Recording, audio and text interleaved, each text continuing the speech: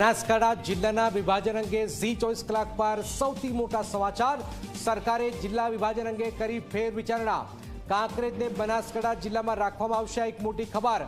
કાંકરેજ તાલુકાના લોકો કરી રહ્યા હતા વિરોધ, સતત વિરોધ। આગામી દિવસો સરકાર સત્તાવાર જાહેર કરી દેવી શક્યતા।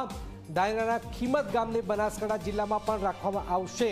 આ એક મોટી ખબર સામે આવી રહી છે। 20 જાન્યુઆરી પહેલા સરકાર જે છે સત્તાવાર જાહેરાત કરી દેશે। કાંકરેજ તાલુકાના લોકો સતત જે વિરોધ કરી રહ્યા છે એ વિરોધના કારણે આખરે આ નિર્ણય લેવામાં આવ્યો હોઈ શકે છે। હિતલ, આ સત્તાવાર જાહેરાત છે કે હજુ બાકી છે સત્તાવાર જાહેરાત થતા?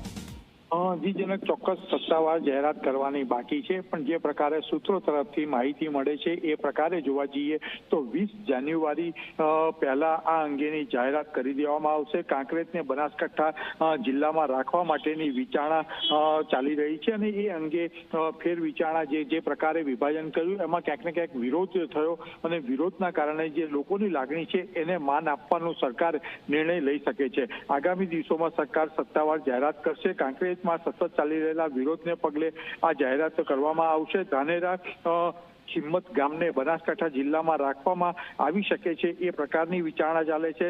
કાંકરેજ તાલુકાના કેટલાક ગામો અને થરાદમાં પણ રહેવાની માંગણી છે, એટલે એ પ્રકારે લોકોની જે માંગણી છે એ પ્રકારે કાંકરેજના કેટલાક ગામોને ધાનેરામાં સમાવેશ કરવામાં આવે અને કાંકરેજને બનાસકાંઠામાં સમાવેશ કરવામાં આવે તેવી સંપૂર્ણ શક્યતાઓ અત્યારે જોવામાં આવી છે। જો કે સરકાર સત્તાવાર જાહેરાત 20 જાન્યુઆરી પહેલા કરે તેવી સંભાવનાઓ જોવામાં આવી રહી છે। જી બિલકુલ આભાર હિતલ। એક મોટી ખબર હાલમાં આપી રહ્યા છે। સરકાર જે કાંકરેજમાં જે સતત વિરોધ પ્રદર્શન થયું છે એ અંતર્ગત બનાસકાંઠામાં જ કાંકરેજ રાખવા માટે સત્તાવાર જાહેરાત આગામી સમયમાં કરી શકે છે।